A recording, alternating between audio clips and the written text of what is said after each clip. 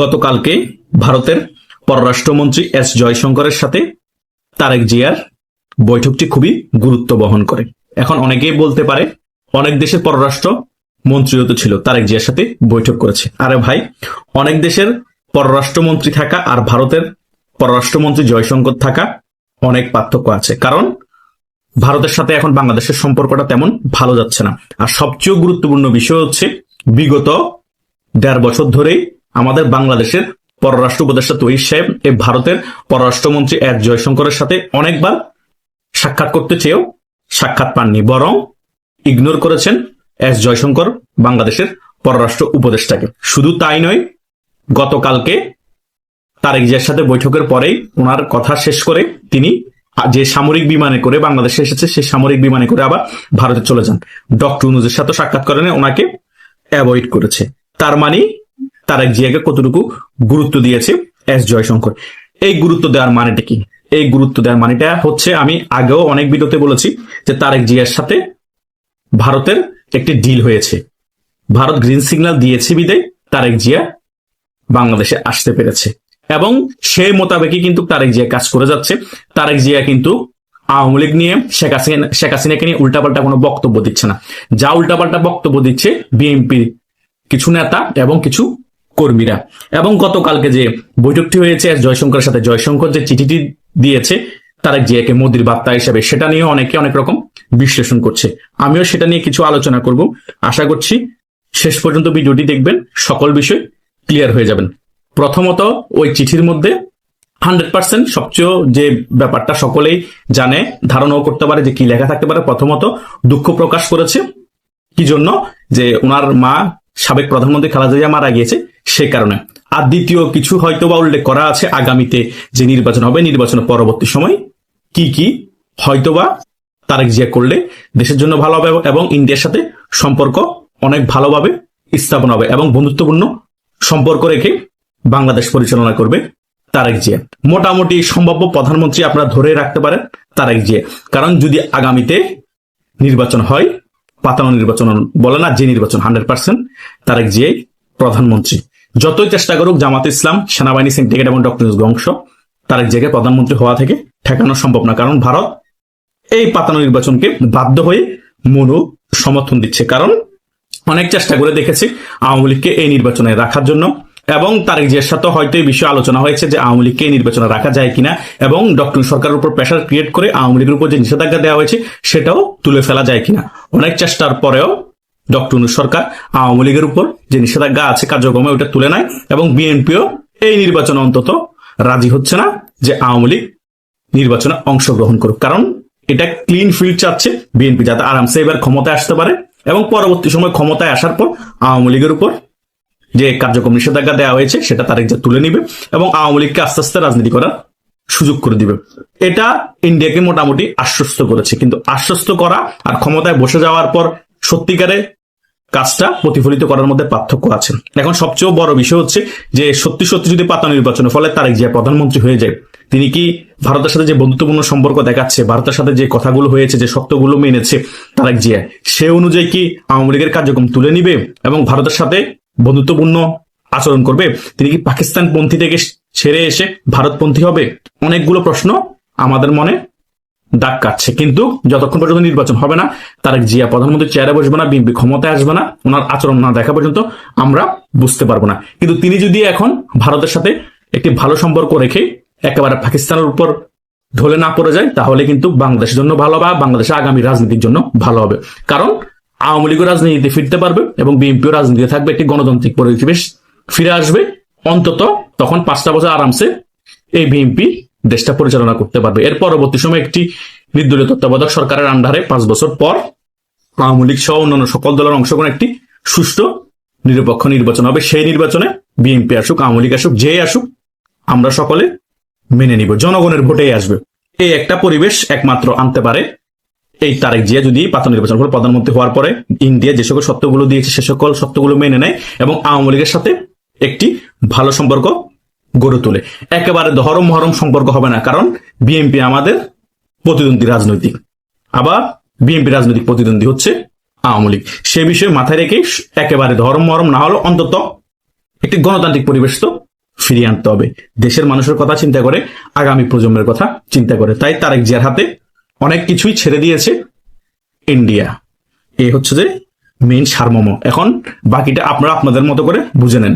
সেজন্য সম্পূর্ণরূপে সকল বিষয় ক্লিয়ার হওয়ার জন্য আমাদের আগামী পাতানো নির্বাচন পর্যন্ত অপেক্ষা করতে হবে। কিন্তু এটা ধরে নেন, নির্বাচনের আগে আরো যে সময় আছে, এই সময়গুলোতে অনেক চেষ্টা করবে আওয়ামী লীগ এবং ভারতও, যে তাও যদি আওয়ামী লীগকে নির্বাচনে অংশগ্রহণ করানো যায়। শেষ পর্যন্ত যদি না পারে তাহলে তো কিছু করার নাই, এই নির্বাচন আওয়ামী লীগ ছাড়া হয়ে যাবে। আওয়ামী লীগ ছাড়া হয়ে যাওয়ার পরও যে শর্তগুলো দিয়েছে তারেক জিয়াকে, এই ভারত সেগুলো মেনে নিলে 5 বছর টিকবে। আর যদি সেগুলো মেনে না নেয়, আওয়ামী লীগের তুমুল আন্দোলন হবে, ভারতের প্রেশার ক্রিয়েট হবে, এবং বহির্বিশ্ব থেকে তো ওই নির্বাচনকে সত্য মেনে নিল স্বীকৃতি দেওয়া হবে না, আর মেনে নিল স্বীকৃতি দেওয়া হবে না, না মানলেও স্বীকৃতি দেওয়া হবে না। মানে ধরে নেন নির্বাচনটা স্বীকৃতি পাবে না, কিন্তু তারপরও যদি ভারত যেগুলো বলেছে তার এক জায়গায় সত্যগুলো মেনে নিলে এবং আওয়ামী লীগকে রাজনীতি ফিরতে দিলে হয়তো একটু হ্যাসেল ছাড়াই সরকার পরিচালনা করতে পারবেন। এখন অনেক কিছু নির্বাচনের পরে আমরা ক্লিয়ার হতে পারবো। নির্বাচনের আগে কিন্তু প্রেশার ক্রিয়েট চলবেই বহির্বিশ্বের অনেক দেশ থেকে, বিভিন্ন মানবাধিকার সংস্থা থেকে, জাতিসংঘ থেকে, ভারত থেকে, যে আওয়ামী লীগকে নির্বাচনে অংশগ্রহণ করার সুযোগ দেন। কিন্তু হয়তো বা শেষ পর্যন্ত ডক্টর নজরুল রাজি হবে না। বিএনপিও সামনে দিয়ে ভালো দেখালো বিতর্কত ভাবে, তারাও মনে মনে চাই আওয়ামী লীগের নির্বাচনে অংশগ্রহণ না করুক, অন্তত একটা নির্বাচন। তাই বাংলাদেশের মধ্যে আপনারা জয়শঙ্করের সাথে তারেক জিয়ার বৈঠক নিয়ে যে জলগুলা হয়েছে বা আপনারা চিন্তা করছেন যে কি হতে পারে কি না হতে পারে, এগুলো আমি মোটামুটি এই আলোচনায় বেসিক যেগুলো আছে সেগুলো তুলে ধরেছি এবং সম্ভাব্য কিছু ধারণা আপনাদের কাছে তুলে ধরেছি। এখন আপনারা ডিসিশন দিবেন যে কি হতে পারে এবং আপনারাই চিন্তা করবেন যে আসলে এটা হতে পারে কিনা। আমি যেগুলো বলেছি সেগুলো যে 100% হয়ে যাবে সেটা আমি আপনাদেরকে এক্স্যাক্টলি বলতে পারবো না। জাস্ট আমি ব্যাপারগুলোকে অ্যানালাইজ করে আপনাদের মাঝে তুলে ধরার চেষ্টা করেছি, যাতে আপনারা সকল বিষয়ে একটা ধারণা পান। আর ধারণা পেলে অন্তত আপনারা মনের মনে একটা স্বস্তি পাবেন। এখন আপনারা একেবারেই অন্ধকারে থাকলে তো আপনারা কিছু বুঝতে পারবেন না যে কি জন্য বৈঠক হলো, কি চিঠি দিল, এবং তারেক জিয়া তো মোটামুটি সম্ভাব্য প্রধানমন্ত্রী, পাতানো নির্বাচনের ফলে প্রধানমন্ত্রী হয়ে গেলে কি হতে পারে, আওয়ামী লীগকে আদৌ বাংলাদেশের রাজনীতিতে ফিরতে পারবে কিনা, নাকি এভাবে করে নিষিদ্ধ রেখে দেওয়া হবে, ছাত্রলীগকে নিষিদ্ধ করে রাখা হবে, অনেক প্রশ্ন।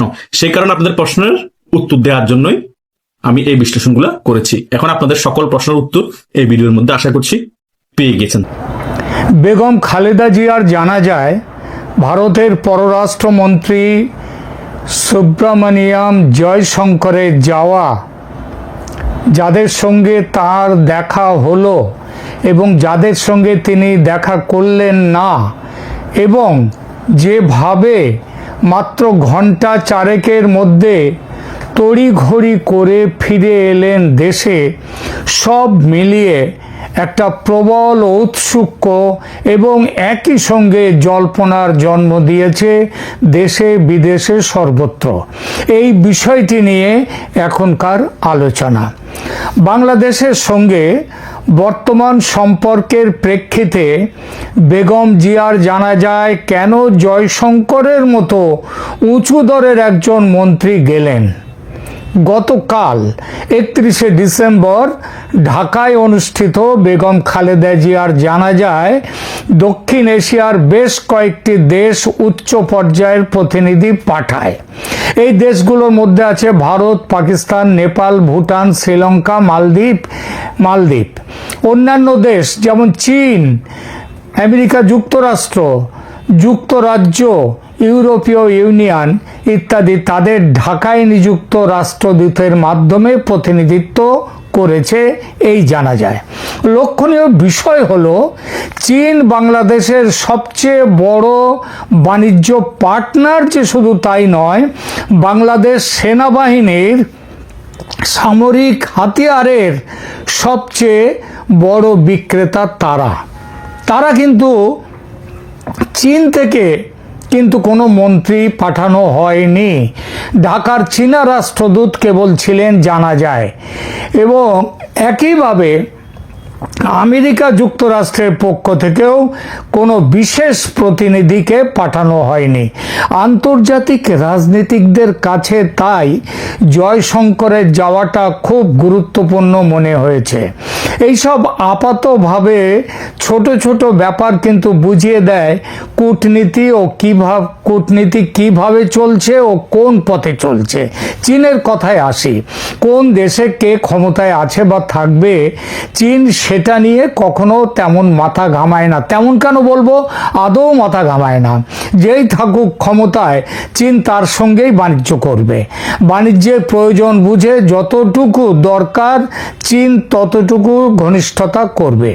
এই মুহূর্তে বাংলাদেশে ইউনূসের সরকার, নির্বাচন হবে কিনা আদৌ সে নিয়ে সন্দেহ এখনো আছে। হলেও কে জিতবে সেই নির্বাচনে, বিএনপি না জামাত, আওয়ামী লীগ? বিএনপি নির্বাচনে জিতবে না জামাত জিতবে, আর আওয়ামী লীগ থাকবে কিনা সেই নির্বাচনে কিছুই স্পষ্ট নেই।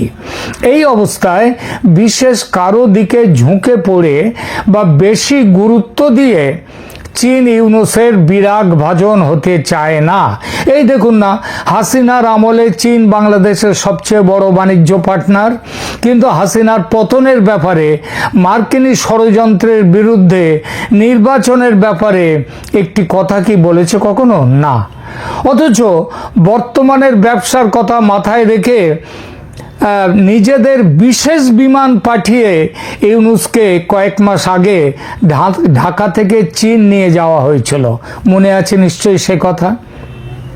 উল্টো ব্যাপার কিন্তু ভারতের। ভারত বাণিজ্যের বাইরে অন্যরকম মানবিক সম্পর্কও দেখে, মাথায় রাখে।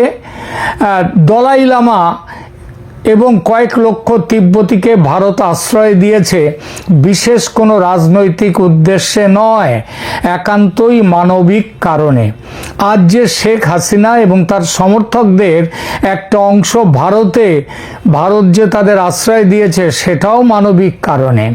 চীনের কাছে সম্পর্ক হচ্ছে বাণিজ্যের প্রয়োজনে, ভারতের সঙ্গে সম্পর্ক বাণিজ্যের সঙ্গে বন্ধুত্বের। আর এই জন্যই খালেদা জিয়া অসুস্থ হলে ভারতের প্রধানমন্ত্রী বলেছিলেন, ডাকলে ভারত তার চিকিৎসার জন্য সব রকমের প্রয়োজনীয় ব্যবস্থা করতে প্রস্তুত। খালেদা জিয়ার মৃত্যুর পর ভারত বিশ্বের প্রথম দেশ যে বেগম জিয়ার মৃত্যুতে শোক বার্তা পাঠিয়েছে। এই বার্তা বাংলাদেশ সরকারের জন্য নয়, বেগম জিয়ার মৃত্যুতে তার পরিবার ও তার দল ও সেই দল বিএনপির অজস্র কর্মী সমর্থকদের জন্য এই যে শোক বার্তা, তাদের প্রিয় নেত্রীর প্রতি শ্রদ্ধা জানিয়ে। কিন্তু তার সঙ্গেও আরো বড় কথা, বাংলাদেশের যে বর্তমান সরকার, অনির্বাচিত সরকার, এই সরকারের গুরুত্ব ভারত দেয় না। ভারত দেয় গণতান্ত্রিক ব্যবস্থায় যে সরকার আসতে পারে, গণতান্ত্রিক দলের গণতন্ত্রের দিকেই ভারতের, তার জন্যেই ভারত চেষ্টা করে এবং চিন্তা করে। এই যে বেগম জিয়ার জানাজায় পররাষ্ট্রমন্ত্রী জয়শঙ্করকে পাঠানো হলো, সেটাও শ্রদ্ধা জ্ঞাপনের জন্য এবং একটা যথেষ্ট পরিমাণে সেই শ্রদ্ধা জানানো। মনে রাখতে হবে, পাকিস্তান মন্ত্রী পাঠায়নি, পাঠিয়েছে সংসদের স্পিকারকে। যদিও প্রথমে ঠিক ছিল তাদের উপপ্রধানমন্ত্রী আসেননি, যে পদ দলীয় নয়। এই যে স্পিকার এলেন পাকিস্তানের, এই পদটা কিন্তু দলীয় নয়। স্পিকার দল থেকে ওঠে ঠিকই, কিন্তু স্পিকার হন তখন সেটা নিরপেক্ষ পদ। কেন পাকিস্তান কোনো মন্ত্রীকে পাঠায়নি?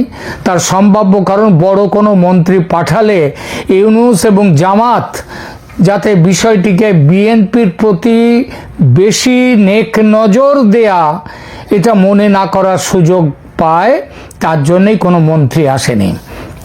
এই প্রেক্ষিতে ভারতের জয়শঙ্করের আসাটা গুরুত্বপূর্ণ, কারণ ভারত চায় বিএনপি নির্বাচনে জিতে ক্ষমতায় আসুক।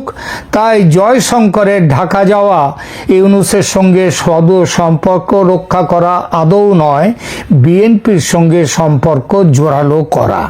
কিন্তু জয়শঙ্করের এই সফর বেশ কিছু গুরুত্বপূর্ণ প্রশ্ন এবং জিজ্ঞাসা তুলে দিয়েছে বাংলাদেশে, যার মধ্যে একটা প্রশ্ন হলো, জয়শঙ্কর কেন চার্টার্ড বিমান বা সাধারণ বিমানে না এসে সামরিক বাহিনীর বিমানে এলেন? কেন বেসামরিক শাহজালাল বিমানবন্দরে না নেমে তার বিমান ঢাকার সামরিক বিমানবন্দর তেজগাঁওয়ে নামলো? কেন প্রধান উপদেষ্টা মোহাম্মদ ইউনূসের সঙ্গে বৈঠক তো দূরের কথা, দেখাও করলেন না জয়শঙ্কর তার সঙ্গে? এবং জয়শঙ্করের সঙ্গে বিমানে যে সেনাকর্তারা ছিল তিনি একা যাননি, তার সঙ্গে বিমানে ভারতীয় সেনাবাহিনীর বেশ কয়েকজন কর্তা ছিলেন। তারা কে, কেন গিয়েছিলেন? ভারতের পররাষ্ট্রমন্ত্রী যখন জানা যায় যোগ দিতে বিমান থেকে নেমে গিয়েছেন, তখন বাংলাদেশ সেনার কোন কোন অফিসাররা দেখা করতে এসেছিলেন ভারতীয় বিমানে অপেক্ষারত সেনাকর্তাদের সঙ্গে? কেন এসেছিলেন? প্রথমে আসি জয়শঙ্করের সামরিক বিমানে আসার প্রসঙ্গে। বাংলাদেশের সোশ্যাল মিডিয়াতে এবং মেন স্ট্রিম মিডিয়াতেও এই প্রশ্ন অনেকেই তুলেছেন, সামরিক বিমানে এসে ভারত কি সম্ভাব্য সামরিক হস্তক্ষেপের ইঙ্গিত দিয়ে রাখলো? একজন ইউটিউবার তো এমন বলেছেন, মিসাইল বাংলাদেশের দিকে তাক করে জয়শঙ্কর এলেন ঢাকায়। কিসের ভিত্তিতে এমন কথা বলছেন তারা, সেটা তারাই জানেন। তবে বাস্তবতা হলো ভারতের ভিভিআইপিরা, যেমন রাষ্ট্রপতি, প্রধানমন্ত্রী, পররাষ্ট্রমন্ত্রী, প্রতিরক্ষা মন্ত্রী, স্বরাষ্ট্রমন্ত্রী সাধারণত ভারতীয় বিমান বাহিনীর বিশেষ বিমানেই যাতায়াত করেন। আর জয়শঙ্কর যে এই প্রথম ভারতীয় বিমান বাহিনীর বিমানে চড়ে বিদেশ যাত্রায়, বিদেশ সফরে এলেন এমনটা নয়। ইতিপূর্বে ভারতীয় বিমান বাহিনীর বিমানে ভারতের পররাষ্ট্রমন্ত্রী বিদেশ সফর করেছেন এবং এমন একাধিক দৃষ্টান্ত রয়েছে। ভারতের বর্তমান পররাষ্ট্রমন্ত্রী এস জয়শঙ্কর এবং প্রাক্তন পররাষ্ট্রমন্ত্রী সুষমা স্বরাজ বিভিন্ন সময়ে বিশেষ প্রয়োজনে ও প্রোটোকল অনুযায়ী এই সুবিধা ব্যবহার করেছেন। সাম্প্রতিক ঘটনাটা বলি, 2024 সালের 15ই অক্টোবর সাংহাই কোঅপারেশন অর্গানাইজেশনের সম্মেলনে যোগ দিতে ভারতের পররাষ্ট্রমন্ত্রী জয়শঙ্কর ভারতীয় বিমান বাহিনীর বিশেষ বিমান মেঘদূত ব্যবহার করে, মানে বিমান বাহিনীর বিমান ব্যবহার করে পাকিস্তানের ইসলামাবাদে যান। 9 বছর পর কোনো ভারতীয় পররাষ্ট্রমন্ত্রীর সেই প্রথম পাকিস্তান সফর। নিরাপত্তার কারণে বাণিজ্যিক ফ্লাইটের বদলে সামরিক বাহিনীর বিশেষ বিমান ব্যবহার করা হয়। এছাড়া ভারতের প্রাক্তন পররাষ্ট্রমন্ত্রী সুষমা স্বরাজ 2018 সালের জুন মাসে ব্রিক্স এবং ইপসা সম্মেলনে মন্ত্রী পর্যায়ের বৈঠকে যোগ দিতে দক্ষিণ আফ্রিকা যান ভারতীয় বিমান বাহিনীর বিমানে। 2015 সালে, মানে তখনও এস জয়শঙ্কর ভারতের পররাষ্ট্রমন্ত্রী হননি, তিনি তখন ছিলেন পররাষ্ট্র সচিব। কিন্তু পররাষ্ট্র সচিব হিসেবে ভারতের প্রধানমন্ত্রী নরেন্দ্র মোদীর বিশেষ দূত হিসেবে শ্রীলঙ্কায় গিয়েছিলেন জয়শঙ্কর। তখনও তিনি ভারতীয় বিমান বাহিনীর বিমানেই যাতায়াত করেছিলেন। কি বোঝা গেল? জয়শঙ্করের সামরিক বিমানে চেপে ঢাকা সফরে আসা কোনো যুদ্ধের ইঙ্গিত বা মিসাইল তাক করে রাখা নয়। এস জয়শঙ্করের সাম্প্রতিক ঢাকা সফর এবং পাকিস্তান সফর এই বিশেষ প্রোটোকলের আওতায় পড়ে। তবু প্রশ্ন ওঠে, জয়শঙ্কর 2024 সালে পাকিস্তান গিয়েছিলেন সামরিক বিমানে, কারণ একটা নিরাপত্তার সমস্যা ছিল।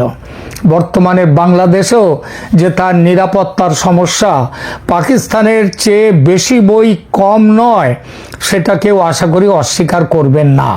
তাই যদি হয় তাহলে জয়শঙ্করের সামরিক বিমানে যাওয়াটা অস্বাভাবিক কেন হবে? এবার জয়শঙ্করের বিমান কেন বেসামরিক, মানে বেসামরিক যে শাহজালাল বিমানবন্দর সেখানে না নেমে সামরিক বিমানবন্দর তেজগাঁওতে নামলো? কেউ কেউ ইতিমধ্যে ভেবে নিয়েছেন ভারতীয় বিমান বাহিনীর বিমানে করে নাকি বিশেষ বিধ্বংসী মারণাস্ত্র নিয়ে বাংলাদেশে এসেছিলেন জয়শঙ্কর। তার সঙ্গে ছিলেন কয়েকজন যুদ্ধাস্ত্র বিশেষজ্ঞ।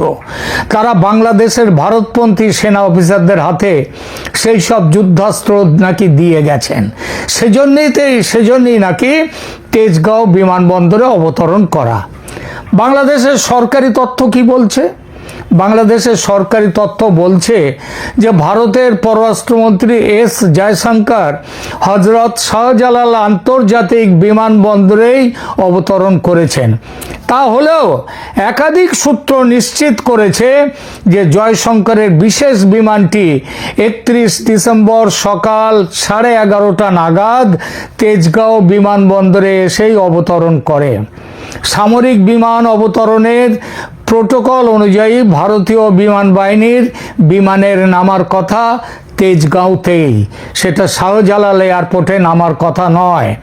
তাহলে শাহজালাল বিমানবন্দরের যে ভিভিআইপি টার্মিনাল এবং তেজগাঁও সামরিক বিমানবন্দরের অবস্থান কাছাকাছি, মাত্র 8-10 মাইলের ফারাক। এই যুক্তির আড়াল দিয়ে সত্যিটাকে অস্বীকার করছে কেন বাংলাদেশ সরকার? জল্পনা তৈরি হয়েছে এই জন্যেই। এই জল্পনার একটি হলো সামরিক অস্ত্রের লেনদেন, সেটা আগেই বলেছি। বিমানে জয়শঙ্করের সঙ্গে বেশ কয়েকজন এসেছিলেন, তাদের কয়েকজন ঢাকায় নামেননি, বিমানের বাইরেই আসেননি, তারা বিমানে বসেছিলেন। এই সময় বাংলাদেশ সেনার বেশ কয়েকজন উচ্চপদস্থ কর্তা তারা গোপনে গিয়ে দেখা করেছেন তাদের সঙ্গে। এটা নিয়ে কোনো সূত্র থেকে কোনো কিছু বলা হয়নি, না বাংলাদেশ সরকারের পক্ষ থেকে, না বাংলাদেশ সেনাবাহিনীর পক্ষ থেকে। এটা কোনো জল্পনা নয়, একদম বাস্তব। অন্তত 3 ঘন্টা আলোচনা হয়েছে বাংলাদেশ সেনার কর্তাদের সঙ্গে, ভারতীয় সেনাকর্তা যারা গিয়েছিলেন জয়শঙ্করের ওই বিমানে। কিসের আলোচনা? কারা ছিলেন দুই পক্ষের সেই আলোচনায়? ভারতের সেনাকর্তাদের কারা ছিলেন সে খবর আছে আমার কাছে, বলবো না, কারণ নাম ফাঁস করব না এই কথা দিয়ে জেনেছি নামগুলো। তবে এটা বলছি, সেখানে অনেক উচ্চস্তরের সেনাকর্তা বেশ কয়েকজন ছিলেন। বাংলাদেশ সেনার দিক থেকে কারা ছিলেন তাদের নাম অবশ্য জানতে পারিনি, তাই মিছিমিছি স্পেকুলেশন করব না। তবে এটা নিশ্চিত যে তারা ছিলেন, তারা গিয়েছিলেন ভারতের বিমানে যারা অপেক্ষারত সেনাকর্তাদের সঙ্গে দেখা করতে। আলোচনা হয়েছিল, দীর্ঘ আলোচনা। শুধু এটুকুই বলছি, এই আলোচনাটা হয়েছে বাংলাদেশের সেনাপ্রধান জেনারেল ওয়াকারুজ্জামানের। তিনি জানেন না, তার অজ্ঞাতসারে এই যারা গিয়েছিলেন তারা গিয়েছিলেন। সুতরাং একটা কথা ভেবেই নেওয়া যেতে পারে, যারা ছিলেন এই আলোচনায় তারা ওয়াকারুজ্জামানের পন্থী কিংবা তার সঙ্গে কিংবা পাকিস্তানপন্থী নয়, এটা স্পষ্ট। বাকিটা আপনারা স্পেকুলেশন করতে পারেন, কিছু করতে পারেন। তবে একটা কথা বলছি যে সেটা গোপন আলোচনা হয়েছিল, দীর্ঘ আলোচনা।